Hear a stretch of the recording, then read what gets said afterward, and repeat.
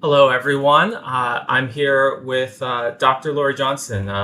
Laurie, how are you doing? I'm doing great. Thanks for having me. I'm interested in your podcast and just your perspective too. As an anthropologist, I like anthropologists. I'm a political scientist. So we're in this together, right? Yes, I feel like all of us social scientists are in this together, trying to understand everything that's happening in the world and has been happening throughout history. It's a lot, and of late, Mm-hmm. yeah. I think it's Mm-hmm. it's kind of an all hands on deck kind of situation. Yeah. Yeah, yeah, Um, it is. So, do you want to maybe talk about, maybe give a brief discussion? So, you do a lot of work in political science. You've done a lot of research on the academic side. You have your own YouTube channel and like More an Academy, and have started some groups in the agribusiness. Can you maybe give a brief description of like what made you passionate to do political science and to do this kind of work? Yeah, so yeah, not to go too far back for too long, but I feel like I've always been interested in politics. I grew up in Illinois, and my dad was political. He was a union teacher in a public school, and so I grew up with a lot of political talk. And I wanted to be a journalist, so I thought, well, I need to get some political science training because I wanted to do political journalism. And then just doing it, I just really clicked with it, and particularly political philosophy, because I didn't have any idea ahead of time, but it turns out that I enjoy and I'm fairly good at abstract thinking, right? So, like, that just sort of dawned on me as I got my education and people started to say, hey, you should do this. And so, there wasn't anything better to do back in the late '80s and into the '90s. We were we were in a recession, so I like to tell people like I didn't make this decision in a super conscious way. Like if people ever worry, do you need to know what you're going to do when you're 16 or something like that? I didn't know what I was going to do until I got my master's degree, and then it was sort of like, well, this seems to be the most reasonable route. I sort of decided I won't be a journalist. I'll do this because the route was open. So, but it turned out that I love this, and I do think that political thinking, political ideology, and political ideas generally are are the most important for understanding why people do the things they do at the level of the tribe and the state, Hmm. like the at the collective level. And without a knowledge of those things, you really don't have any idea, right? So, like, everybody's a champion for their field, but I feel like political philosophy slash ideology is kind of the architectonic field. I was convinced to that because, what does everybody appeal to when they decide to take some sort of action? Not that it's their fundamental, whatever their underlying motivation may be that's unspoken, but what do they appeal to and what gets other people on board? But political and social ideas. So that's how I got interested in this, and then I started out as primarily researching actually international relations theory and Thucydides, and sort of bringing in political philosophy into international theory because I was good at that, and it was a good way to get tenure. But then I moved to straight political theory. And for most of my career, I've published in the area of classical liberal theory and kind of developed a critique of classical liberal theory, social contract theory. And then in the last few years, I've moved into this space, kind of building on that, of, trying to understand ideological extremism, sort of the decline of liberal democratic politics, why it is that some people just, or many, maybe most people, end up becoming hyper politicized in a society like ours, and framing their friendships and relationships and their economic choices and everything else around their political views, which I think is really abnormal as far as like the vast scope of human history. But you can maybe tell me if that's true. But it feels weird to me, and so I wanted to try to figure out like why that is, and that led me down the path of political psychology and the idea of mass psychosis. So I published a book on ideological possession and the rise of the new right with Rutledge in I don't forget exactly when it was, but I think 2019. And then my latest book is The Gap in God's Country, a longer view on our culture wars in 2024 with Stock. So that's how I got there. And then along the way, as I've kind of opened up to new areas of thinking, including, other fields of study to gain information, I've made friendships and colleagues out of people from different walks of life, different fields. And we have formed more or less study groups, reading groups, and those have morphed into the Morin Academy. So we can talk more about that, but it all kind of, if you look back on it, it all kind of makes sense. But I had no idea I was going to end up here at the beginning. That's awesome. Yeah. I mean, I can relate to that. I think I also, when I first went to grad school, I was just learning the profession I ended up working in. And this can happen. I'm glad that you've been able to chart this course. And also, like you, I am super interested in why people make the decisions that they make.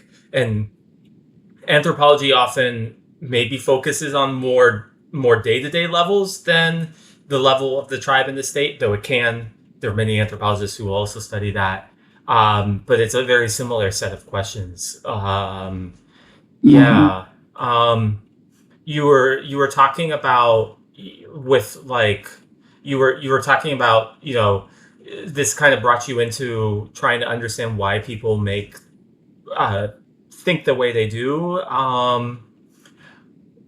Based off of your studies with that, what do you think about kind of some of the current political trends in the United States? In your studies, what have you learned that kind of help you make sense of what's going on? Sure. Well, so first of all, taking a step back and looking at the global picture is actually useful here, because you would think that this ideological polarization in kind of the rise of nationalism or populism, nationalism, that was an American phenomenon. And that there's something peculiar about things that are going on in America. Now, it's true that still to this day, America kind of leads the world in certain respects, for good or ill. But if you look at the global picture, the same sort of politics has been happening in many, many places around the world at around the same time. And so you have to ask yourself, what is it that influences Polish politics or Turkish politics or Israeli politics in the same general way that it's influencing American politics? And that leads you to global economics, right? Because there's not a whole lot else that kind of like ties all these different people together. And so it makes sense to look at that big picture of, we've moved to a very globalized economy, and it's very capitalist in a way. It's a new kind of capitalism, maybe than people at least romantically hark back to in America. It's where most of the manufacturing is done elsewhere, but it's still very much a capitalist system, and it involves a lot of inequality, a lot of unseen people who do an awful lot of very low paid grunt work, both here and abroad. It involves a lot of dislocation, which is something that I spend a lot of time on in the book, where people, even if it's just internally, but a lot of times it's externally, are moving and shifting and changing and adapting constantly to try to figure out how to survive in a rapidly changing economy with a tremendous amount of automation at this point that is just Mhm. escalating, continually. Now we just in the past couple of years have really started to feel the brunt of artificial intelligence in this country. It's just the latest example of the social society churning effects of automation that is born of capitalism, right? And so it dislocates and uproots people. I forget the thinker, anthropologist, but came up with the term root shock. I quote this person in my book. Is another way of like saying the same thing. You take a plant out of one location and you try to plant it in another location, and it looks like it's about to die, and sometimes it does, because the new soil and the new conditions and just the fact of uprooting is really, really hard on that plant. But yet we expect people to be able to kind of endlessly adapt. And then when they don't, we in a liberal country such as ours always blame the individual. So it's their responsibility to figure it out, to adapt, to get smart, to get more education, to train themselves, and to be on top of this curve. But human beings weren't built. Nothing, no organic being was built to change that rapidly. And so you get, from all of these dynamics, a lot of anxiety, frustration, anger. And then that's preyed upon very easily by demagogues, right? When people are unhappy, there's always sociopathic people, probably a lot of them, that zoom in and they give people like the information that will suit their purposes so they can politically and economically take advantage of that level of anxiety and insecurity. Everywhere from, the people selling MREs on the internet to, the very top of the political food chain, to the pastors, who take advantage of people in the pews and so on. I think that is the economy. It's not the only thing, but it's a big, big thing, right? That is influencing all this. And then you have people who take advantage of that and they put names and ideological labels on these fears and direct these fears into our political system. And it comes out in identity politics, in demagoguery, in populism, and all of that. So this is not quite economic determinism that I'm talking about. I'm just saying that we usually downplay economics in a liberal country, and we say, it's our individual choices, or there's stupid people making stupid political decisions. And I don't think that's true. I don't think people are any dumber or smarter than they've ever been. Yeah, that makes total sense. I do agree. I don't think there's been a fundamental change in like how well people are able to think. I do, and I've seen, I like, there's a lot going on globally that I think seems to feed into the United States. Like the U.S. is becoming, or well, it's kind of always been for at least a half century, but it's almost becoming more and more of a, from a global perspective, of a consumerist economy, focused on consumption, where a lot of resources get channeled into the United States, and a lot of primary production happens globally. I mean, that trend is very old. I mean, you could go back to the colonial era for that. So that's centuries in the making. But it does seem like that some of these big picture economic changes have significantly impacted people's life prospects, and then how they think about political behavior, or how they think about politics.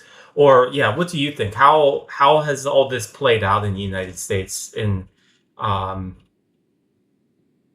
recently? We'll say the last in this century. Yeah, right. Well, I mean, starting around at least by the 40s, post-war, you know, we moved in the bickering direction, right? The government programs as well as the war gave the United States an economy, a huge economic boost, but also we had global supremacy politically at that point too, militarily. And so that gave us a real jump start into that consumer culture. So, I mean, one of the things that I talk about in the book is how in the 50s, the United States made a pretty rapid cultural shift to new values where, subsistence agriculture and sort of rustic life was looked down upon as not sophisticated enough and not good enough. And, we deserve better and our kids deserve better. And so I look at, of all things, I look at the, Leave It to Beaver TV show because it sort of exemplifies this family. I don't know how many people know this, but Ward Cleaver was the patriarch of the family, and he was the sole breadwinner in the family, which was kind of an anomaly. Women and men both worked in subsistence farming, of course, but in this new age, the ideal was for the wife to stay at home and wear pearls and look great and, be a mom when her kids were home from school. And the guy would work at, Ward he left his family farm and did not go back. And he was a veteran, so he got the GI Bill. And he went off and he got a philosophy degree, of all things, but then he went into marketing. And so his whole lifestyle was built on marketing, products to people, coming up with advertising campaigns. And that's how they afforded this nice little house with a white picket fence. And June could stay home with the kids. And the kids could just go off on larks, for the first time ever. This family, though not wealthy, this American family could have kids that do nothing prior to going to college. And then they go to college and hopefully be like their dad. But, just went and had fun. Whereas previously they would have been learning how to work, So this was a radically different way of life that was extolled to people. And the price of that was largely, not working with your hands, which is both good and bad, but you basically lose some fitness and you lose any sort of understanding of how your food is grown. And maybe what the economic basis of your wealth, and whoa, my cat is going crazy here. Hold on, maybe do you mind if I Yeah, you're fine. Away? Okay, you're gonna go to kitty jail. She wants you to work with your hands to pet her and give her attention. Apparently so.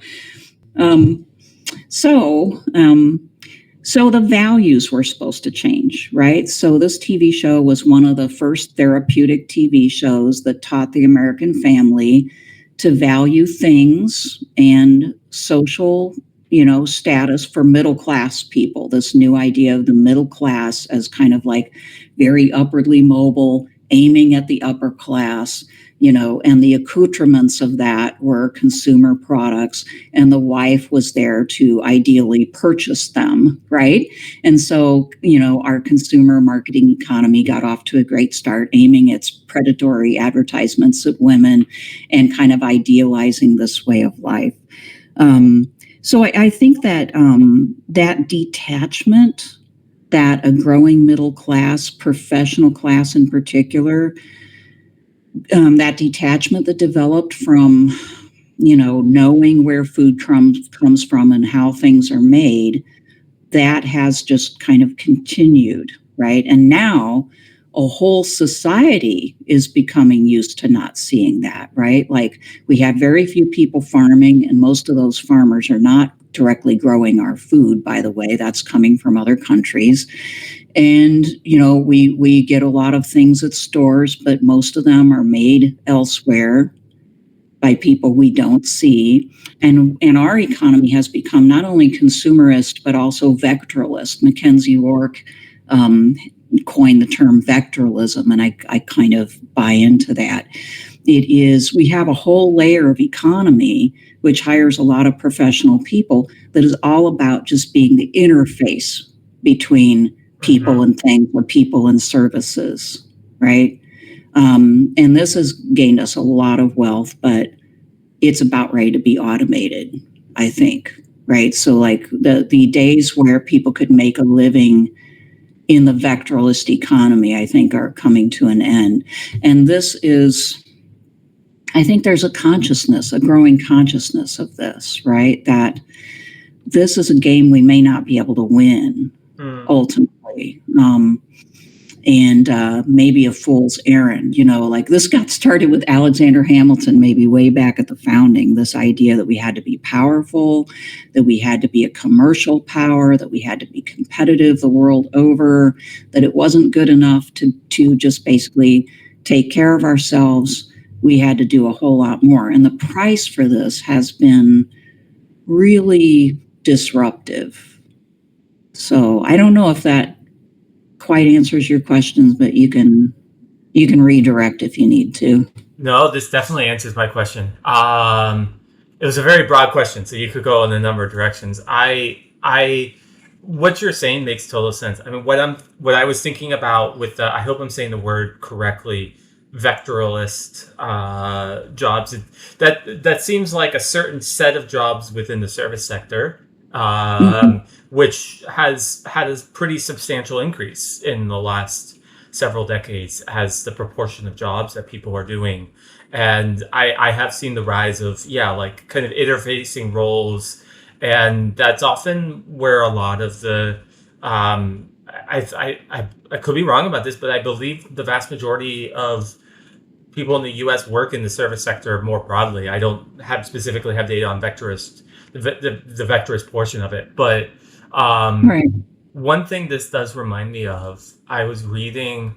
I'm going to try to find it to link to it. Just keep any listener keep in mind that this particular article was a couple years ago. There was an Economist article I remember very vividly that was talking about the U.S. economy. I think this was probably around 2022, 23. This is kind of the beginning of of this decade, and it talked about how it was like the U.S. economy is doing very well in pretty much all metrics. The U.S. economy has shown like a pretty significant overall increase from like GDP, the price parities with foreign currency, most of these types of metrics. And what they said was they went through this, but they were also like, that doesn't necessarily mean that the lives of people, like of the average American, is doing better, because like you're seeing a significant increase in production, but not necessarily it being distributed in a way that results in typical Americans seeing the benefits of that. And that ranges from their salaries going up, or in comparison to other countries, like they talked about Japan and Europe investing a lot more in public transit infrastructure and these other ways of doing that as well. But this kind of reminds me of that. It seems like with the Hamilton idea, it's like produce more and more, but you end up making a system that isn't necessarily improving people's lives. It's oriented towards producing more and more. Or what do you think? Am I missing the mark on Yeah. what you're saying? No, I think you're right.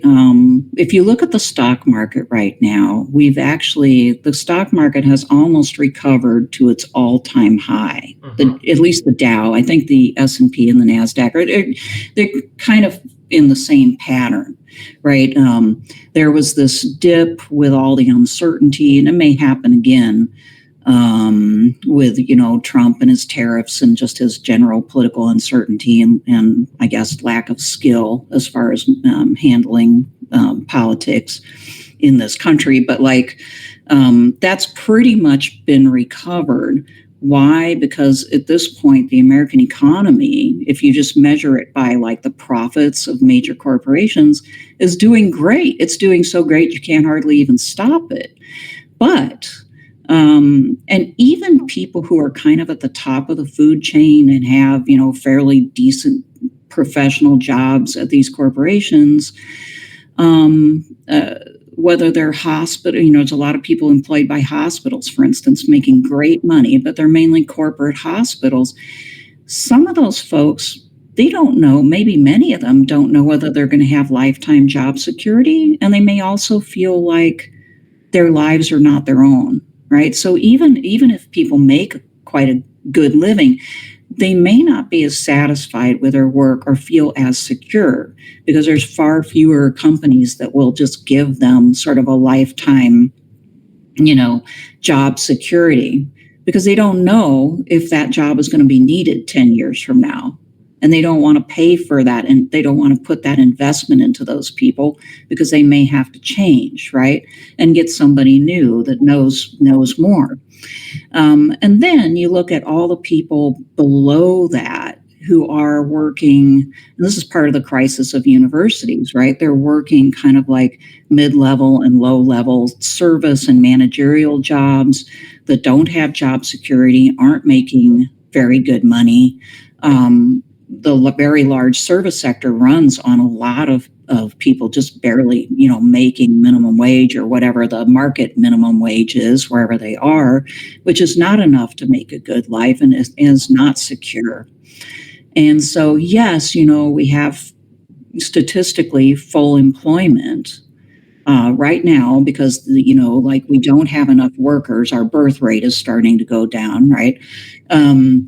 And that's great at one level, but at another level, we've got a lot of dissatisfied people, not to mention a lot of those lower wage workers in the service sector. They're doing jobs they don't like. I don't know how many people I've talked to who say, I don't want to be doing this long term. I want to be doing this. And then they come up with, something that they actually like to do. Like the last guy I talked to said, I really want to do football coaching. That's my passion. But he's nowhere near football coaching. So people are still having the same sort of dreams that they always had of what they'd like to put their lives into, but they're making coffee at Starbucks, or they're flipping burgers, or they're working at a department store, and that's not giving them satisfaction. Right. And of course, our consumer economy says, well, you don't need to have satisfaction on the job. You can have satisfaction off the job when you can go and you can buy, whatever it is that you can afford. Go to the movies, buy a new outfit, play a video game. Right. But at the heart of it, people are not satisfied with those things because we weren't really built to be satisfied by those types of things. We want community. We want meaning. We want to feel like we're useful, like we're doing something that matters, right? And a lot of these jobs, they only matter to the extent that they feed people and, prevent us from being homeless. But they're not exactly meaningful. Even Ward Cleaver's job was meaningless, right? It was worse than meaningless. It was like destructive to society, right? And a lot of us are in this position of, I'm eking out like a living on selling stuff or talking to people, and I don't even really want to do that. And it might even be harmful to society, right? So it's not good, I mean, I think it's created this kind of deep-seated anxiety, and I see it coming out particularly with like Gen X people and younger people generally. When you interact with them in their place of employment, they just have a real hard time being cheerful, right? Mm-hmm. They have an attitude, and people like to complain about that, but I suspect the reason why I have this attitude is because they just are depressed by it. So yeah, I think we're facing this, it's a lie. It's a lie that we're told that, well, things are booming, the economy is great.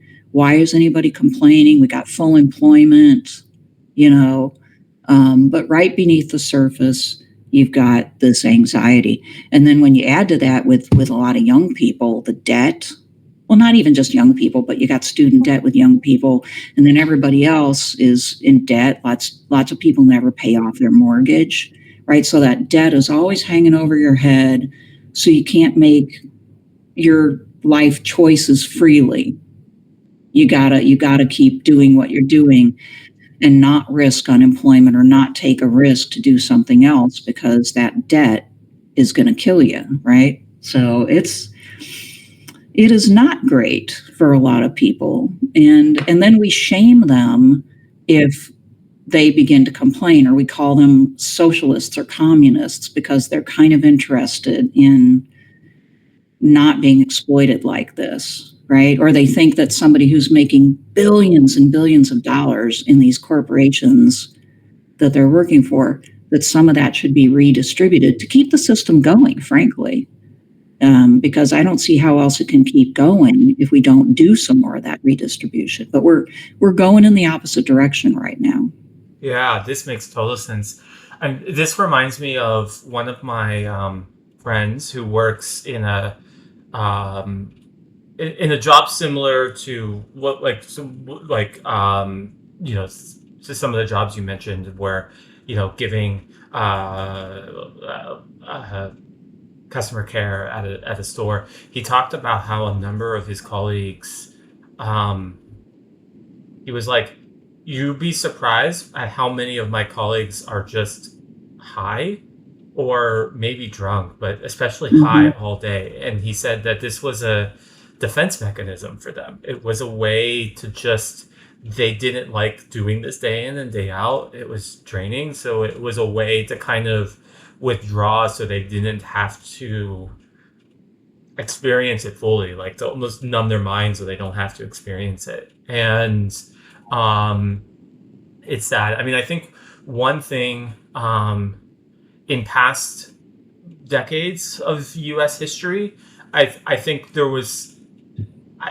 This obviously will depend on who you're talk to, but I felt like a number of people, they might have a narrative of, I'm on like a stepping stone. So I'm doing this job. I don't like it. It's boring. It doesn't pay well, whatever. It's mine. It's soul crunching, but I'm going to use it to, kind of, get a base, get it, elevate myself. And then eventually I'll be doing my dream kind of thing.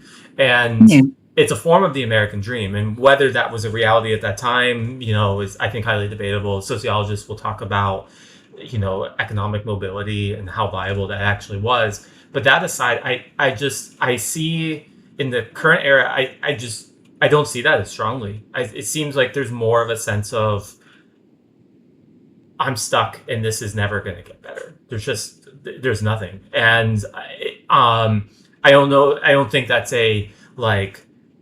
people are just getting more pessimistic. It's that people are getting more aware of some of the things around them that are keeping them in that place. And, things like the cost of living have gone up, and some of these things have made it significantly harder to climb back up. Or both.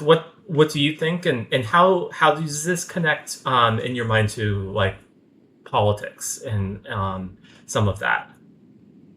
So I think it makes people more susceptible to the person that kind of promises the instant fix, especially for the many people who aren't really well informed politically. The vast majority of people are not well informed politically, and they never have been, and that's probably a little too much to ask, but I think, your commentary about people being high, that's kind of interesting. I've certainly noticed that. But even if they're not just getting high all the time, they're definitely just checking out, right? Like mentally and emotionally checking out. Right. So more than ever, using drugs might be a more extreme version of that. But the overall idea of people checking out more in whatever way, it seems to be going totally. Yeah, keep going. I've met people so high, when I'm trying to get something at a store, that I've had to do their job for them. So I totally know what you're talking about. But yeah, that checking out and just being detached, that's kind of really, really evident. And when people are checked out and detached, like they're detached from their society, so they don't feel as much of a pull to like the long term. Like, I'm a mom, and I'm 60 years old, and I mean, basically at this point, and especially since I grew up at a different time than a lot of people were talking about, I think about, well, what do I need to do to like make sure that my kid and his kids, have a decent world, right? And so, like, to a certain extent, I do some things that I would rather not do, and I have that kind of story in my head. But I think the more detached you are and the more numbed you are and the more isolated you are, because, like, we haven't really talked about this, but our economy and our culture is isolating too. It kind of thrives on isolation. The less you can connect your story to other people's and kind of say, well, despite the fact that I may be stuck, but I'm helping out these people, or I'm going to maybe make it better. This is the immigrant story to a certain extent, right? I'm going to make it better for my kids who won't have to do this. We can't do that, right? If we're kind of like socially isolated from friends, family, or maybe we don't have very many friends or family, and the economy is literally kind of like loves people who are isolated, right? So it doesn't do anything to encourage. It wants us to get all of our gratification and soothing and sense of safety and belonging from it. So what does that do? Well, politically, it makes people really susceptible to being lied to, right? Because they're not paying attention. They know that they're unhappy. And somebody comes along, and if you don't know how economics really works, or if you don't understand the American political system, and they say, I can fix something in 2 weeks, right? Or, I can make peace happen, or you will have economic prosperity. It's just these people that are in the way. And I mean, that sounds a lot like the Trump administration, but I dare say the Democrats have used similar rhetoric in the past. Maybe not quite as extreme, but still, like, promising things that they can't deliver on, kind of this rosy scenario. If you don't know, how things work, you're really hurting, you might really want to believe that. And you're also going to be angry. And I feel like American politics today feeds on people's anger in a serious way on both sides. It's about not wanting to be or not liking, these people, right? It's not about like who we are or what we could become. It's about like stopping these people, right? Because they're like very evil, and they're the ones that are actually stopping you from having that nice job and having job security and maybe having a family and all these different things, which is not true. It's not particular people or a group of people who are actively trying to stop anybody from having these things. It's the system that we live in, but it's very hard to intellect, the system to actually figure that out. It's a lot easier to think it's these people, whether it's immigrants or women or Republicans or Democrats or Christians or atheists, whatever, Muslims, whatever it is. It's a lot easier to think that they are standing in your way rather than the system itself is just kind of messed up and it needs human regulation. And we haven't really been doing that for a long time. Yeah, this makes total sense. I mean, in my mind, it's often. I mean, who do snake oil salesmen sell to? They sell to people in need. It's often the desperate, in that case, maybe the people who are sick, who are much more likely to want to be appealing to find a snake oil salesman appealing. And it seems like as desperation goes up, it becomes easier to kind of take advantage of it by politicians, and it becomes easy to say. It seems like anger can be an answer to isolation. It can be a way to feel like you're a part of something, to lash out to some group of people, even if that group is just basically presented as a type of scapegoat, it's their fault. Right. Yeah, because now you feel like you're a part of a group anyway, that you have a sort of common cause and it's against these other people. And that that's one major source of human identity, right? Is that we're not them, you know.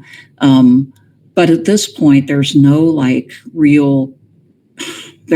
ethnic or cultural reason for that, right? Like we don't have those kind of strong ties anymore. We're kind of trying to invent them. Different people are trying to invent them, but those strong identifications, cultural identifications, I think have been eroded seriously and are a thing of the past in a lot of countries, and not in all, obviously, but certainly in a country like ours, I think. And so, without those, we try to sort of reinvent them, I think, in our politics.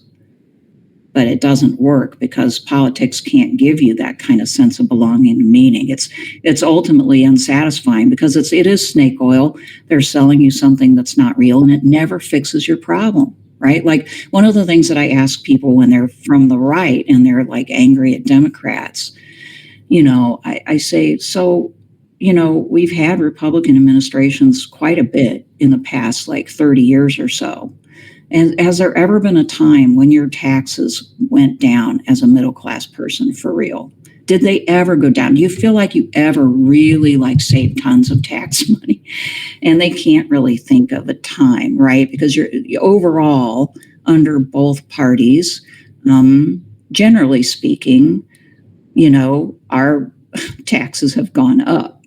And collectively anyway, all of them combined, and yet we're getting less for them because the system is becoming more and more dysfunctional. So they tend to kind of find that hard to argue with, right? But they're being told that, this party is the one that wants to tax the heck out of you and it wants to turn us into, whatever. And we won't. We'll do the opposite. But they never do. So if people can, but it's too much to ask. This is what I've come to realize is that I think that the go-to thing that people say if they can see this dynamic is, well, we just need to inform people better. But that doesn't work, obviously, right? That just obviously doesn't work. We want to believe that giving them more information will work and giving them facts will work. But that isn't why they started down this road to begin with. It's highly emotional and it's a belief system. Politics has become like religion, and so to get people out of that religiosity, you have to try to find some other way to provide meaning and purpose. And one of the things I do in my book is I take apart like American religious dynamics because I don't think American Christianity is able to fill the void. And that's part of our problem too. It's rather succumbed to the same dynamics. And you could say the same thing of like in the Islamic world of militant Islam, right? The Islamic extremism. To the extent that religion becomes political extremism, it has abandoned its ability to give people a sense of higher meaning and purpose. So, yeah. So then, if you got a choice between just hyper politics and hyper religion, political religion, I'll just go for hyper politics. But I would like to find some way around both of them. Yeah, it seems like both in their extreme can look very similar, and in some cases interconnect because some hyper religious people are hyper political and some hyper political people become hyper religious. What do you think is what do you think we can do? Like you hinted at two different sets of things. One around kind of rethinking how to find purpose and meaning in our society, and then the other before you were talking about like effective regulation. Or what do you think? Maybe it's not realistic to be like, and here's the three things we can do to get out of this mess. But like, what do you think about like what we can do about this? So I wish that we could make collective political decisions that would help give people more of a sense of security so that they could kind of come down from this level of anxiety. But I don't think we can do that here. Mm-hmm. I do think in a lot of other countries in the world that is actually happening. Like in a lot of the European countries, you do see a larger social safety net. and they do have extremist parties, but they have a parliamentary system, or a system that allows for a certain amount of political splintering. And we don't have that. We've got a two-party system that makes it harder, to deal with when it takes over our political parties. But I don't think, at least in the United States right now, that politics can solve this problem. Mm-hmm. But ultimately, politics is the only thing that can solve this problem. Mm. Okay. Now, as far as what we can do sub-political level, right? And I see this, in my own activity and the people that I work with in Kansas City. You see it in people who are trying their best to form some kind of community. I think that those types of efforts can help some people live a more meaningful life, and a life that feels like they belong a little bit more, and that's good. And we can talk more about those things if you want. But I just think America right now is in such a, it's just in a downward spiral where, I just can't imagine our political system stepping back from these core commitments to liberalism, for instance. Just the two parties, even though the Trump administration kind of gives a good, it sort of fakes being illiberal, but ultimately it's for the free market. It's for, even with the tariffs, it's for basically those tariffs are there to like rejigger the economy to the benefit of the US, but not really to the benefit of the workers. So, I just don't see any stomach on either side of our political divide for an increase in true democratic socialism, which would be things like, let's build a good transportation system. Let's have like absolutely secure medical care for everybody. Let's make sure that nobody's homeless, maybe have a universal basic income. These things would be like the bare minimum that it would take to keep capitalism going in the long run. Believe it, talk about this like capitalism for these things, right? But the truth is that to have capitalism continue, people have to be relatively satisfied. And at this point, that would be the only way to do it. And we don't have the gut muscle. So we're going to get more like dissatisfaction. And I think our politics are going to erode to be kind of sub-democratic. We're not going to, we already, we haven't been like, well, it would be wrong to say we're a democracy to begin with. We're a liberal democracy. But, we're seeing real strains on our system where people aren't able to feel like their vote really matters. The outcome is bad regardless of how they vote. And I don't know any way out of this, honestly, until a crisis point hits, which I don't advocate for, because I think when countries hit a crisis point, it's a very scary time, and we might be about there. It's a scary time to be alive right now, and because there are revolutionary forces kind of beneath all of this, right? But I guess I'm just saying I don't think we're going to solve the problem through normal political means in this country, and that is a frightening prospect. So it's why some people are kind of trying to figure out how they can more or less kind of escape from the liberal system or withdraw to a certain extent and cooperate with each other. And I have some experience on that score that I can offer, but it depends on where you want to go, I guess. Why don't you offer some of that, and then I do want to hear some about some of the stuff I do want to talk about some of the stuff that you're doing as well, in terms of the kind of the different groups that you have founded too. Sure, yeah. Well, I can sort of talk about both because they're pretty intertwined. So in my book, I deal with churches because part of the angle of this book is a Christian angle. So, and I ask the question, like, not only what's wrong with American churches, but what could be right with them. The reason for the focus on churches is because when you think about it, in America, Christianity is still pretty big. It's still the number one religion. And if you look at, any town, there's a church every 4 blocks practically, right? So there's all these buildings everywhere, and there's this fairly high level of organization relative to a lot of other, local organizations. Usually a pastor, and then you've got like a committee, and you've got layers of authority, and you've got a budget and all this stuff, right? So that's more organization than a lot of local political parties have. So if you look at it that way, this is a huge resource. In the American Civil Rights Movement, it was used to help propel the civil rights movement and organize it. It was a locus of organization.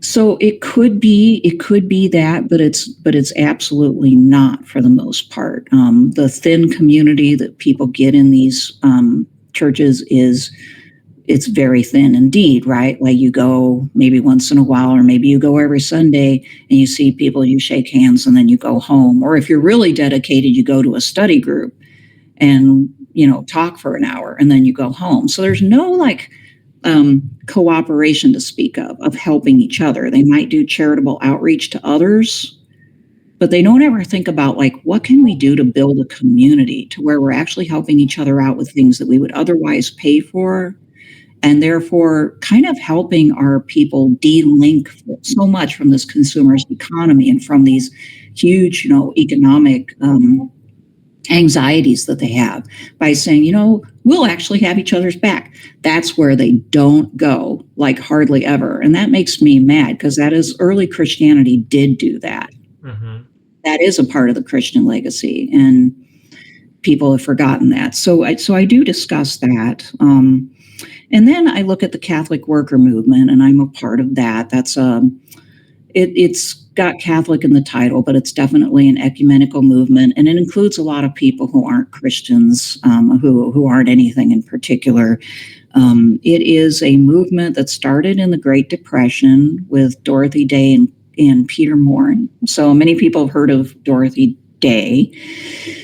She was an activist at the time, kind of a leftist activist in the 30s, very anti-war, even refused to endorse World War II, even though it was against the Nazis, because she was thoroughly anti-war. So people know about her, but they don't know so much about Peter Moore. And he had this idea of more or less agricultural communes or farming communes, where people could retreat from the city where they were unemployed during the Depression. And at that time, subsistence farming was still very much a thing that people understood and knew how to do, or at least many of them did. And they would go and they would just kind of take care of each other. And this would be a retreat from the hardships of homelessness in the city. So they did both. They did houses of hospitality in the city to help people who were homeless to get food and clothing and such. And they did these farming communes as well. The farming communes didn't work out too well. They require a level of cooperation that even then people were not really capable of doing. They'd already been too fractured by industrial capitalism to find it easy to work together and to do this kind of cooperation. The houses of hospitality were more of a success, and there are lots of houses of hospitality to this day, especially in major cities around the world. And they do take in some people. They aren't just soup kitchens. They form little communities of different types of people, and they work together to help other people. In the farming communes, I wouldn't call them communes anymore, but there's definitely Catholic worker farms. And the ideal still is that you will take in people who can work together and farm together and, help feed each other and house each other and kind of pool their resources, right? I mean, one way to deal with the economy and the insecurity we have, frankly, is to pool your resources and make genuine friends, honestly. But we hardly know how to do it, right? Like knowing how to make a genuine, lasting, committed friendship is hard. And I would say it's just as hard as like getting married and having that last, right? Maybe even harder, because you don't have the law like standing over you or the threat of losing half of your resources when you get divorced.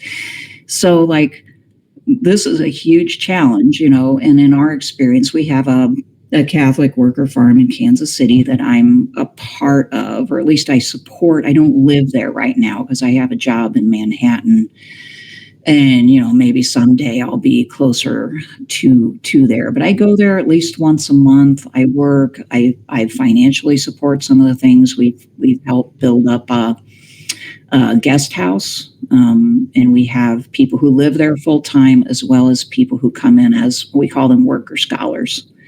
And but it's hard because of this. The interpersonal relations are the hardest part. Lots of times when you have somebody new, well, I mean, it's hard enough to work together if you've known people for a long time, and that is challenging. But if you have somebody new who kind of idealizes this community and they're like, yeah, I want to work together, I want to homestead, I want to, like do more of this kind of work and feed myself more, not rely so much on a paycheck. Getting down to it is like, I would say the failure rate is probably 70% at least, right? Like, just whether it's the physical work that's a problem or like living with other people, which I think is way more of a problem. It's living with other people is like extremely hard, as it turns out, and not unreasonably so, right? And people don't necessarily get like, oh, I might have to modify my behavior to get along and be around other people. And how do you like shape a community, right? So it's very, very, it's like, it's not impossible. I think we're doing it, but it's like really pretty hard.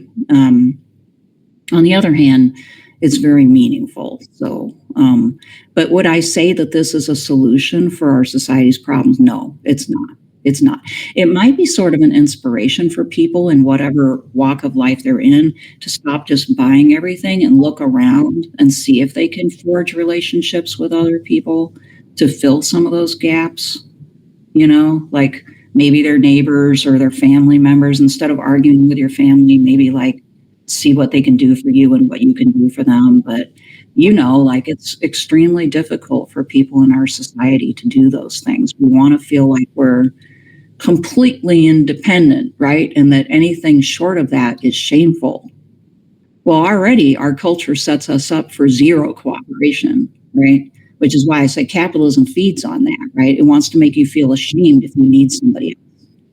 So that's really perverse, So it could serve as kind of like an inspiration, and I think it should, for people in whatever walk of life they're in, to look around and ask, can I cooperate with somebody else?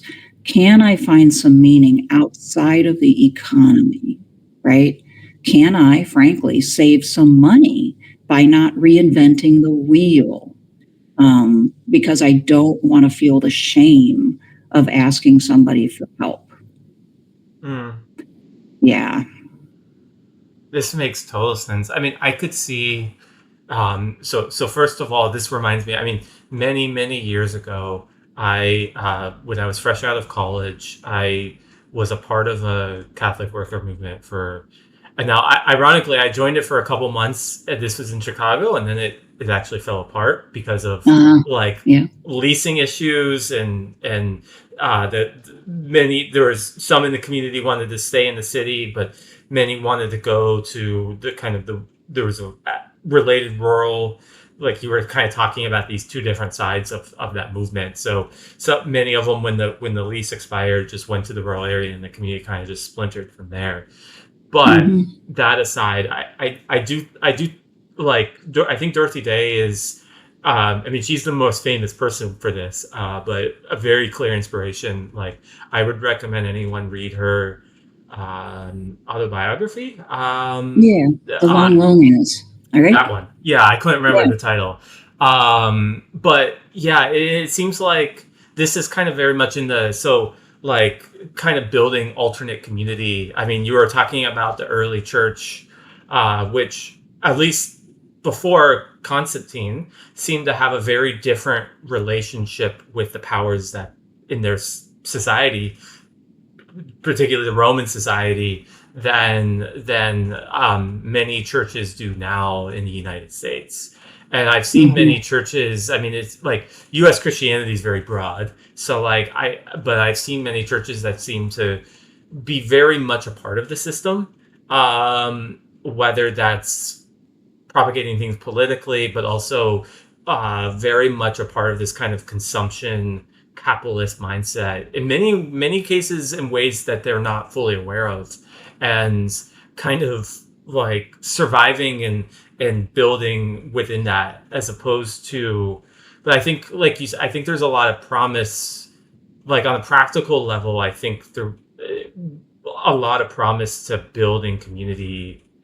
I think the U.S. Church has a major could play a major role in that if it kind of it's a bit of a broad because there's many different churches, but like if a community kind of got itself together and figured out how to do that in a compelling and effective way. Um, at the same time, something you were making me think about is like maybe I'd like to hear your thoughts on this, but like maybe we need a prophet, and I don't necessarily mean that in a like a strict like literal like religious way of someone who speaks on behalf of God. I'm thinking of you have a book called Radical Hope, and I have forgotten the author of it. I'll have to look that up. I'll put it down below.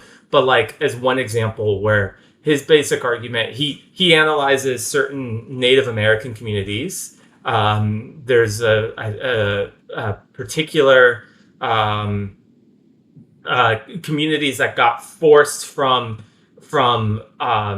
their area where they normally had operated for a very long time, and forced to like reservations in Arizona where many people died. Like you had a community from um, uh, like what would be now maybe Idaho and Wyoming, and that's a very different climate than Arizona, and of course the U.S. government gave them crappy land. You can't really use it for much. That's why they put the reservations there, because the settlers didn't want it in a certain way. So they often they subsisted on like hunting buffalo and on doing various things that they could no longer do. And he talked about this like kind of a for him a prophet was somebody that in context in times of societal change that can kind of speak to the change and articulate a sense of hope and articulate an image of what that could look like to go forward in a compelling and fulfilling way, in that change, in that new environment. Maybe something like that is something that we need, or what do you think? Yeah, well, yes. I mean, I think that, proof of that is just how far President Trump has gotten, in that he's kind of like, at the very least, he's shown that there's this energy in society, right? This need to be led, right? It's just that he turns out to not be a very, inspiring leader, and isn't really like providing solid solutions long term to the problems that we have. But he has the charisma. I know it doesn't seem like it to everybody, but obviously he does. There's something about certain people that draws a lot of people's attention and makes them turn to them. And you don't know exactly what it is. That's why we have the term charisma, I guess, or like Carl Jung called people like that mana personalities. And it's whatever it is partly result of whatever that is that they have, but it's also largely the result of the need of people. that will glom on, right? So, like, what we could use is somebody who genuinely is visionary and who is willing to lead us into some fairly bold, solutions, right? Some bold changes. I could see, a certain amount of socialism combined with a renewal of emphasis on local organization, subsidiarity, whatever you want to call it. Federalism in the United States is kind of like already, or devolution. There's a lot of terms for it, but like it's already geared to saying, what can be done at the smallest level or the local level should be done, right? If we could have a combination of, the society as a whole has you, right, and is there to like fix the big problems that can't be done at that level, at the local level, but that we also are going to create infrastructure and systems of support so that you can stay put instead of moving around, instead of constantly regearing, and you will be encouraged to like cooperate in the ways that people in any given area want to, right? That is maybe more radically democratic because you could leave a certain amount of that to just their decision. Now, there's some potential political problems with even that vision because you would have to enforce a uniformity of human rights, or you'd get, certain pockets that would, want to do things that would basically upset the apple cart. But surely, there's a way of kind of reinstituting a more communal spirit in the society. Back in the 30s and 40s, we had it.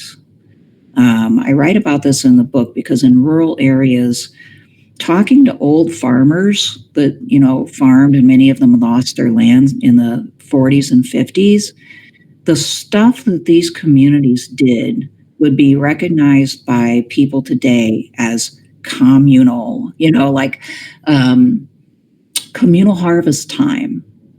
In a sort of tradition, everybody came out and they went from farm to farm and they all fed each other and they all helped each other harvest their crops. And, if somebody down the road, your neighbor, needed something, he'd just come onto your land and take it, right? And then bring it back. And, this was no problem.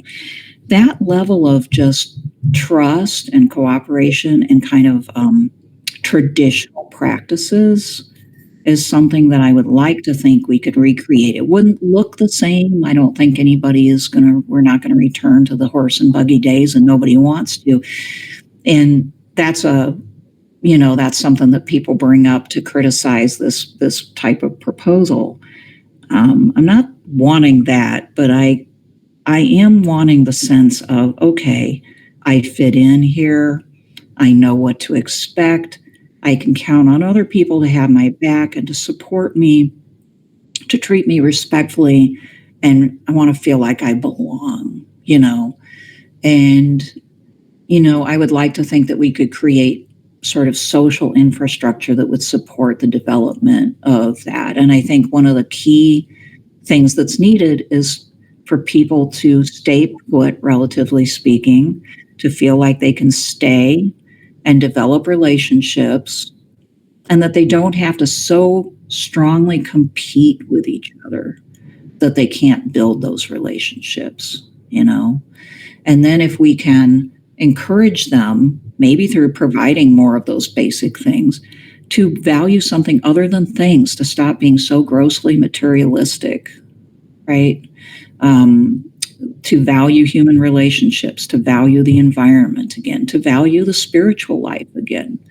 I mean, these would be good things. So, I don't think this is going to happen anytime soon, but I sure would like to. And you're right, absolutely, that if we had charismatic leadership or a prophetic leadership that could kind of get people excited and make them believe that this type of change could happen, that could make all the difference in the world. I remember hearing about, I was born during the I think Kennedy was assassinated several days after I was born.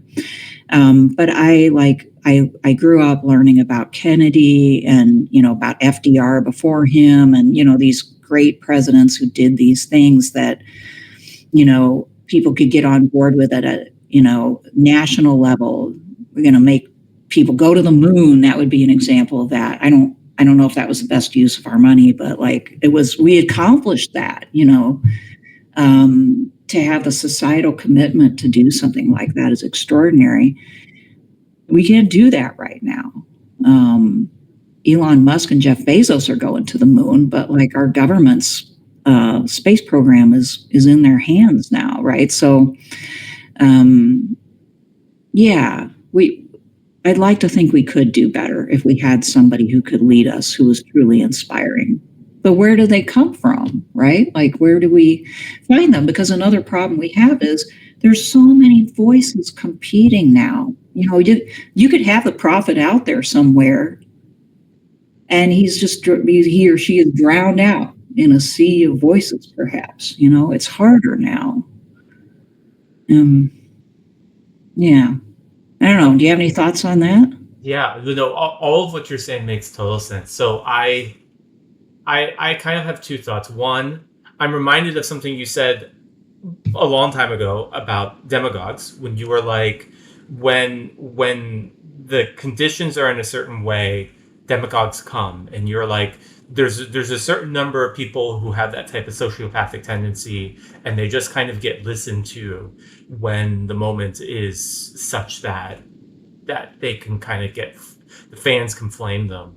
And I think that could be the case with prophets too. It's often about, like, the seeds are there. There are people that could become that, but it's a matter of what is the environment, and does the environment cultivate that as a form of thinking, and is that the right, and also is that the right, or what people think is the right thing in the moment. So that's one kind of overall thought. But the other thought I had is, and it will connect back. It'll seem like a totally different direction, but that I do want to be clear, like, in me saying, like, we probably need a prophet, that, like, that might be more of a long-term thing. I think most immediately, maybe as a society, we need to sit in our problem.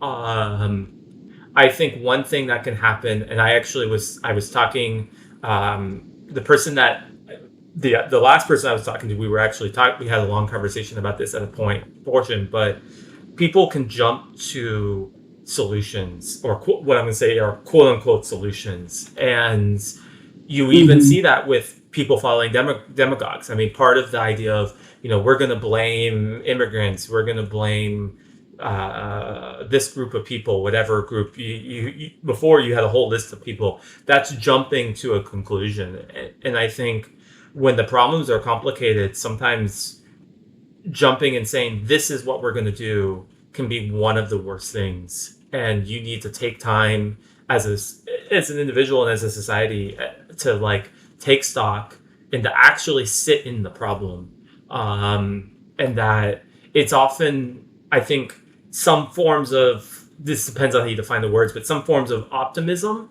and I think pessimism are actually very interconnected. Like, as a weird parallel, you have things like bipolar disorder, which tend to connect mania with depression, which seem like total opposite states, but people with that issue go back and forth between those extremes. I think it can be kind of similar, of people are rushing to saying this is the solution, and then kind of fanatically devoting themselves to that. They will often do stuff that's not good. Often that's not the solution, because it often takes time to actually think through what's necessary, and that can lead to despair, because they pursue that, and then suddenly they realize, and they maybe even put off thinking this isn't working, of all the problems with it, until everything completely collapses, and then they get into a despair state. And I think the last year, I've seen a lot of that. I've seen, like, you kind of hinted at this, where you're like, I don't see a solution in that. And that might actually be the best place to stay for a while. To go back to my previous point about the, like, soil, that might be the actual, like, good soil for like a healthy prophet is to kind of stick in this ambiguity of, we have some serious problems. This is and things are bad. We seem to be kind of falling apart. There are serious problems, and stick in that of the problems and the ambiguity and even the tension of that. And over time, when the time is right, solutions might start to become apparent. I don't know. What are your thoughts? Yeah. Yeah, no, I mean, there's a lot of wisdom there, because when things become pretty apparent that people know what to do. So I think that's probably true. I was thinking of this guy that my podcast partner and I talked to a while ago, Benjamin Studebaker. I don't know if you've ever heard of him. So fun fact, I talked to him. So he will probably be the person that I have immediately posted before your podcast, and he was the person I was talking to somebody about a second ago. That was the person, Benjamin Studebaker. Anyways, keep going. Okay.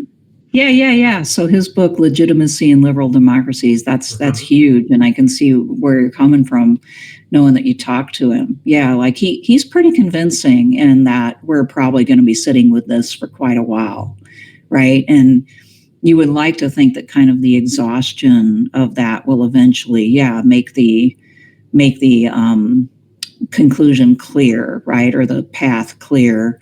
But the disappointing thing is, maybe not in my lifetime, for instance, or, as a mom, is it going to happen in my son? So like I think the countervailing tendency or pressure is, but how long do we have to sit? Is my whole life going to be under this? And that's why, we get this, the sort of frantic search for a solution from the individual voters anyway. But yeah, I think Ben's argument's pretty convincing, that we've lost a lot of the legitimacy, but we cling to it because out of fear of what will replace it, right? It's the mentality of, yes, this is bad, but things could get worse, and so I think he's probably right about that. If we were going to sort of judge whether somebody was emerging who could perhaps lead us, I think one of the signs would be that person was willing to step aside after a short time and, hand the reins over. One of the things that we saw, with the Biden administration was the disappointment of, Joe Biden hanging on way, way too long and not really effectively handing the reins over to Kamala Harris so that she couldn't, really fully function as a substitute and put herself out there. She didn't have enough time. Not that she was terribly inspiring or anything, but there was a lot of disappointment because Biden didn't do the right thing. He showed his political side, his kind of desire for status and power over maybe his dedication to the country, as mean as that may sound, by just not letting go. And we certainly saw that with President Trump, who literally was so hung up on political power that he denied losing the prior election and still does. Right? So these are not admirable traits in a leader. Whereas if we found one who said, though he or she had great ideas and charisma, not only said they were going to run for only one term or only lead for a time, but then did so and spent a great deal of time working on passing that baton and making the system stronger rather than weaker, we would know that maybe we've got somebody. But I mean, this is part of a bigger problem of just not being able.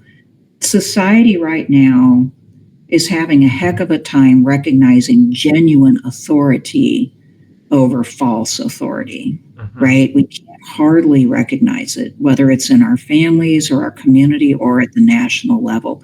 Genuine authority puts the common good first and is not so in love with power and or wealth that it takes advantage, and is willing to speak the truth to people even when it's really hard and it risks basically ruining them politically. That's when you know you've got somebody who genuinely believes in something bigger than themselves.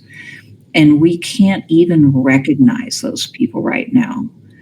We're very confused, and I don't know. I think it's, again, we're trained to kind of look at the CEO and the major, Hollywood star and the influencer. And, these people are the people that we admire. And all those people are out for making a buck and gaining power. And so, I mean, again, I guess maybe the only cure for the loss of recognizing authority is to thoroughly suffer under false authority, which I think we're going to do. I mean, it just in the ecology sphere. I mean, we're going to see more and more of these natural disasters with a society that's less and less capable of really effectively handling them. And people are they're going to suffer as a result. The insurance industry is backing away from whole states.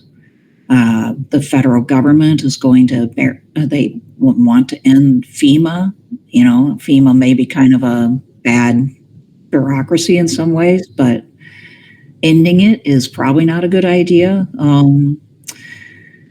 We're not really coordinated enough to think about what ought to replace those things. So, I think we're looking at harder times ahead, and that maybe that's the only way, though, right? I kind of hope not. Yeah. But yeah. This makes total sense. I mean, I do agree that we're seeing a dearth of effective leadership. And you mentioned multiple spheres like CEOs and celebrities and things, but even specifically in the political side, I think we see a dearth of that. And part of that is also that I think we're in an era where a lot of things are falling apart. A lot of the things that had sustained the United States have proven unsustainable. This is the time when a lot of the well, I don't want to say a certain word, so I'll say when a lot of the poop hits the fan. Yeah. But and in that, probably some of the leaders some of them are stuck in binds, and that is, they're in hard situations because of that, and that part of that isn't their fault as individuals, but also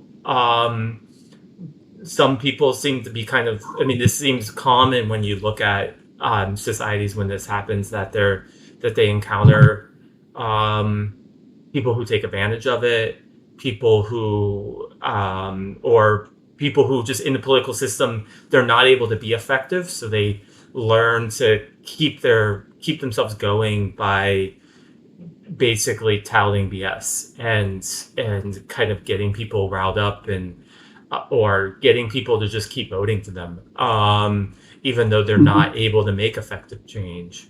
I am reminded of something that Benjamin said in another book of his. I think the title is the Chronic Crisis. In one section, he talks about how he gives a type of analysis of social movements. So in his mind, a lot of the major I'll use revelations. I'll use revolutions as an example. They often start with people who, often academics, who analyze the system and are usually in his account, are usually very pessimistic, very this whole thing is messed up and there's really no hope. And then in the next stage, there tends to be people who say, we're going to do this, and they have their movement, and they can often be very militant. So the academics or we'll say the intellectuals are both very pessimistic, but also very like, okay, they don't necessarily want to take a big stand of like, this is what we should do, because they know that can harm people. Whereas on the militant side, they tend to be more advancing of, we're going to do this, this, this. And then that can often devolve into, or they're into more of a practical, okay, we made the change, we established a new government, we did a revolution, now we need to make a new basis for government, and then people sit down and write the Constitution. Actually, I think the U.S. Constitution was probably, by this standards, written during that kind of energy. Recently, you're reading a lot of the Federalist Papers. Maybe some of that thinking more in depth for some of them, at least. But if there's any, like, I don't know if that explains all movements. As an anthropologist, I'd have to think about that, because there's just so many different types. But I think his point was, and I would agree with this, is that the first stage is helpful, and that might actually be more immediately where people are at, of we need to kind of break down what is wrong before we can really take any effective action. Yeah. And maybe possibly generational change might just have to be a part of that too. Because for a lot of older people, I think that, necessarily there's like a limited imagination of what is possible, because they have seen a lot of history, and therefore kind of like the bounds of what is possible have been drawn for them. And right now they're in power, like they are largely in power in both politics and in the corporate world. And while generational change doesn't cure everything, I think that maybe it might be easier in the next decade or so, as some of our, whatever you want to call it, the gerontocracy kind of falls off. Of course, the new gerontocracy will replace them, but hopefully have a little different perspective because of the difference of experience. So, yeah, I think right now we're probably in that period of just dealing with what is happening, right? What is going on, and how have we gotten to this point? What are the causes? And also just how much do we want to put up with? But very little thought is being given right now to what do we want. And I think that would be a turning point when you start to hear people speak imaginatively about what they do want, what they really value, what they want to replace it, and to speak about it in not a fearful fashion, but in a hopeful fashion, right? And I don't know exactly when that'll happen, but it's not now. Like, this is just something that we're going to have to endure for a while. Though I'm hoping that by the time my son gets to be my age, that we have a different situation. I hope so. Yeah, I hope so too. And I mean, now if you ask people what they want, they'll probably say something like a job and stable income. They'll probably, right now they're in the stage where if you ask what people want, they say what they want within the current system, which prescribes certain types of wants, and you need to break it down to start to be able to imagine wants beyond the system. And that does take kind of cutting at the system for a bit. Right. And we've gone through all the, or at least most of the equality movements, kind of what kept people in that visionary mindset for a while was, well, we've got this, but we don't have full equality for, Black people or other minorities, or we don't have equality for women and, LGBTQ people. And we still don't have full equality for any of those, but we've gone through these phases of, this is our top priority, is that, we have this liberal, equalitarian dream, right? And all of these groups need to kind of like become a part of that, and they're going to strive for that against all odds. And then, that was kind of the drama or the narrative that I was taught, for instance, as a kid when I went to grade schools. Like, this is the American story, and now women are, at the forefront trying to get equal rights, and we're all going to end up being equal. And that has become kind of tired, to a certain extent. People still haven't achieved full equality, but there's a growing question as to whether that's even a good goal or like the most important goal, or whether we've kind of missed a lot of other goals because we've been so busy thinking about that. Because it really amounts to like equality within a system that is pretty exploitative and not all that fulfilling, right? So hopefully, again, people will begin to detach themselves. I think they are detaching themselves from those narratives a bit. I know I did. I was not, I don't know. I don't think I was of the generation, my mom was, but I wasn't of the generation that was foremost thinking about the desire for women to become absolute equals of men. And I think that made it easier for me to see the ways in which men and women are both kind of exploited. At least in the latter half of my career, I could kind of step back and say, yeah, I don't know if wanting to be, the male ideal should be the be all and end all of my existence. But that was definitely what the message was when I was growing up, that my mother gave me, right? And I sort of thought, I don't know, that doesn't seem to be making you happy, like, sure, kind of makes sense, but it didn't make her happy. So, yeah, maybe it feels like we're at that exhaustion point of that whole narrative.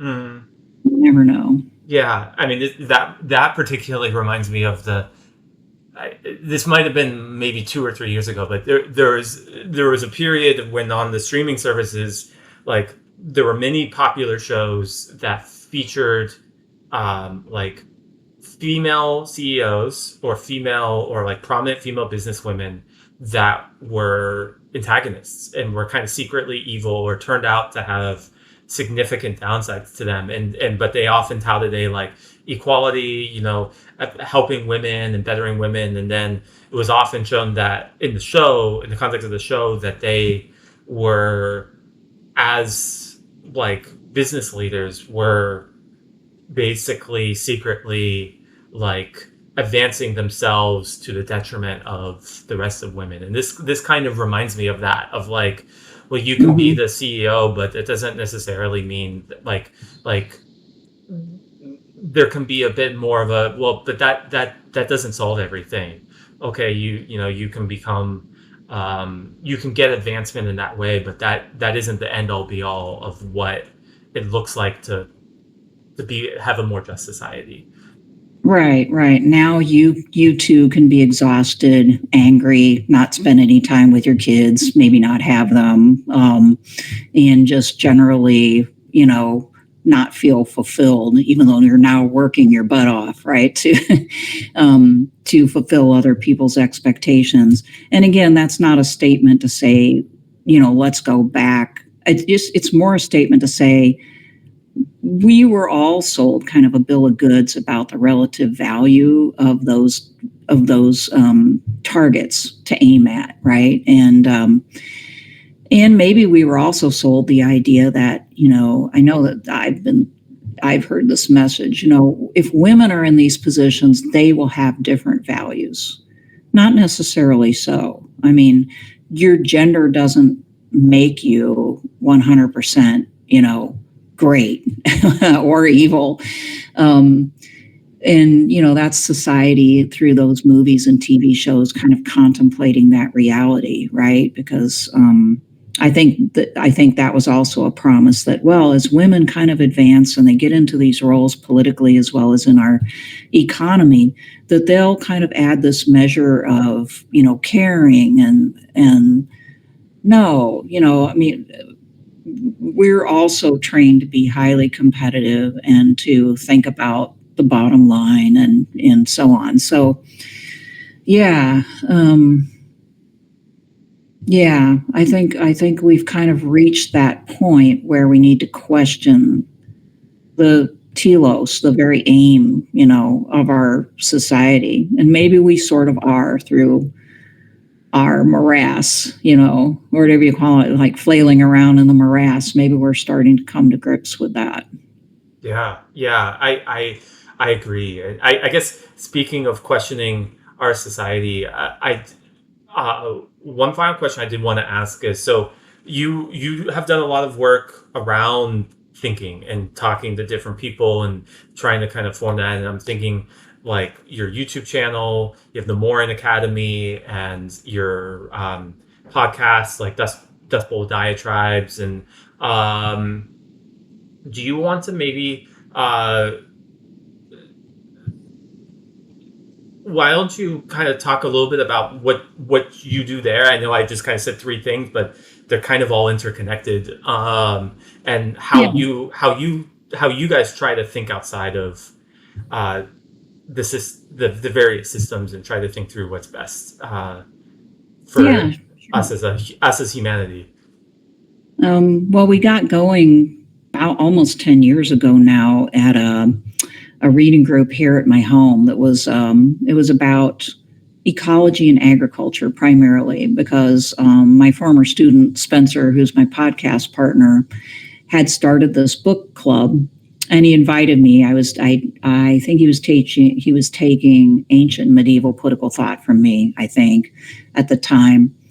And so I went and we read Wendell Berry, and it kind of opened my eyes to the political dimension of agriculture. I'd spent a lot of my life. I'm an avid gardener. My dad taught me to grow things, so I've always been into like growing things from the ground. But I had never really thought about our agricultural system until then.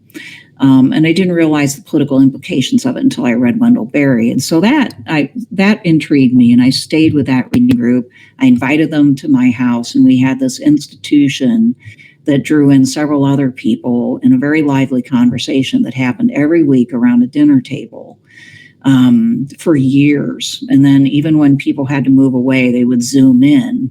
And Jacob Honshu is a part of this, and we created this group called Cultivating Critique, which was an online group that just, basically was about critical theory as well as what Spencer and I were into and kind of exchanging views. And that was the first time I'd ever really acquainted myself with any degree of critical theory through Jacob, who's also an anthropology person.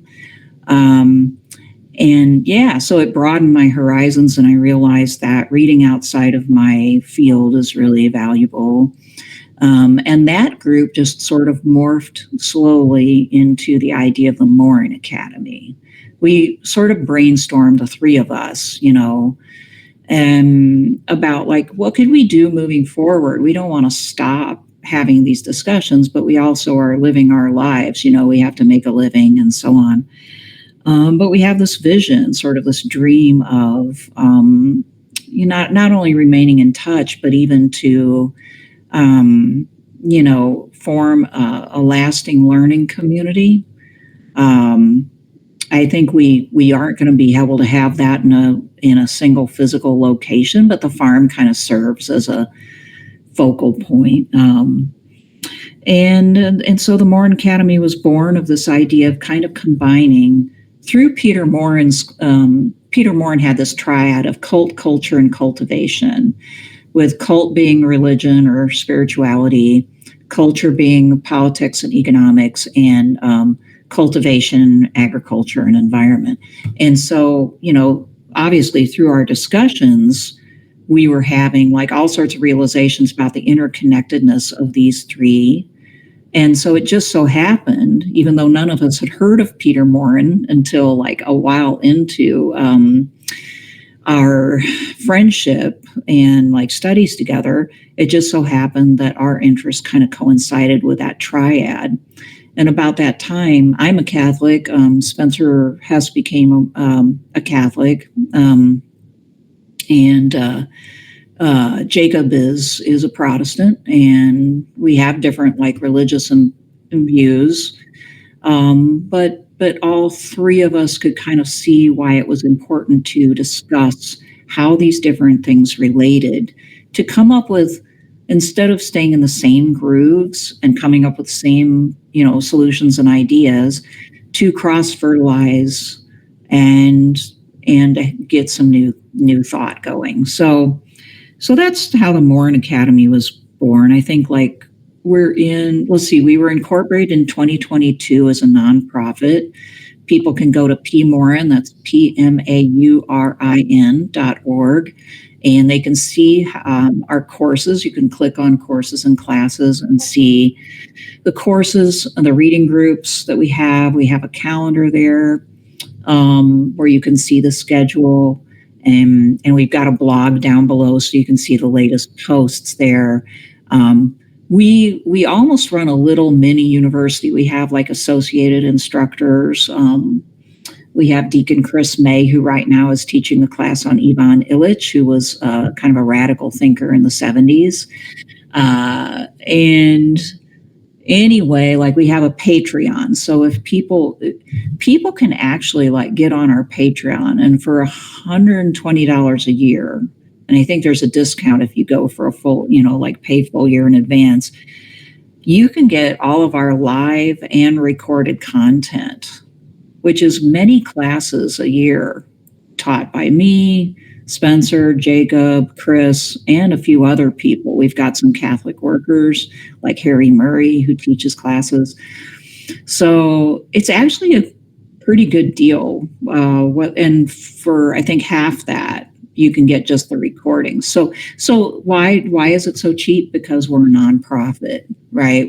That's our mission. Actually, we're not trying to make a ton of money. We just need to make enough money to keep going. So anyway, that's what it's become. I wish that we all lived closer together. I'm within two hours of the farm in Kansas City, so that's good, and I get to see them.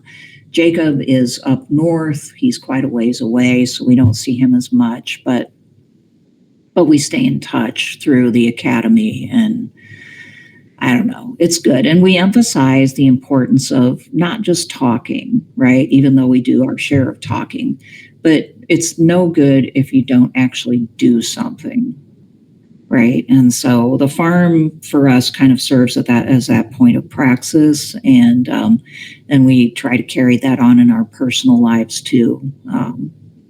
So even here, I mean, the fact that this all exists has changed my life in a lot of really practical ways that have made my life better. So I don't know, that's a short explanation of how we got here, but it all happened kind of organically, right? It was just like, one thing led to another and then another. And finally we're here, and who knows what'll happen next, but we've been together for now 3 years as a nonprofit organization. And like you said, we have Decibel Diatribes podcast. I've got Political Philosophy YouTube and podcast. And then Spencer sometimes does a theology-related podcast called Midnight Sun. I believe that's what it's called. Yes. And, so it's probably not going to be as regular, but when he finds somebody interesting, he's going to interview them about, it's more or less circling around communio or ressourcement theology.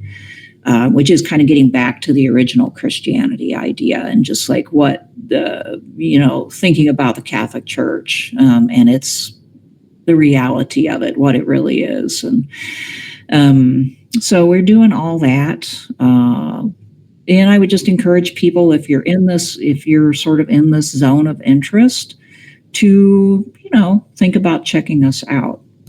We might be for you. Yeah, definitely. And I'll try to include the links to all of this somewhere below in the description. And this is very helpful. I mean, I do think one thing for me personally, and I've encountered others who have had this, but like, college, which can be a very in the kind of post college and years, and now I'm like 10 years out of college, so I'm pretty far removed from that. But I remember, college is an intensely social time when you can kind of engage with a lot of different people and a lot of different ideas and get that energy. And I do remember kind of in the young adult years after college, having a distinct feeling of like, I wish there was more space to just kind of talk about ideas and kind of interface with people about just the various things and kind of bounce ideas and kind of form that type of community where you can kind of reflect and think about different things and maybe learn different ideas you might not have thought about and use that to kind of reflect going forward. And I've seen, some people are not quite as nerdy to be interested in that, but there's many of us that I think have very much missed that in young adulthood, and maybe in particular. And I think that is one thing that you guys actually do that is very helpful with like the Morin Academy and other things, is that you provide a space for people to kind of, outside of something like a university, be able to do that and be able to engage with ideas, engage with others in community in that, to help kind of think through things rather than, like, I can get a lot of ideas on YouTube, but that isn't a conversation in the same way. Yeah. Yeah, exactly. That's our aim, is to get people together from all different walks of life, right? That have in common, a sense of curiosity and, yes, learning together. Because you're absolutely right. There's a big difference between. It's good to watch the YouTube video and to get basic information. That's why I put them out there. But in order to really learn and grow, you do need to have conversations with other people and do it together. And that dialogue is what really helps people expand their imagination. And not to mention, it's just enjoyable, right? It's part of our social nature, right, to do that. And we're not going to be able to like learn as effectively on our own. So yeah, I'm glad that you like the concept. And of course, you're welcome to come and check us out and, be a part of anything that we do. So, and we have a Gmail account, and it's just morinacademy@gmail if people want to email us as well with any inquiries. Yeah, perfect. Yeah, thank you. Yeah, the community is helpful intellectually, and it's also helpful psychologically. So what you were talking about how our society and capitalism isolates us. This can be, it's a small scale attempt to answer that, but Mhm. often that's the best way. That's how you have to build with community. But yeah, thanks for taking the time to talk. And I guess I hope you have a good rest of your evening. Yeah, thank you. You too.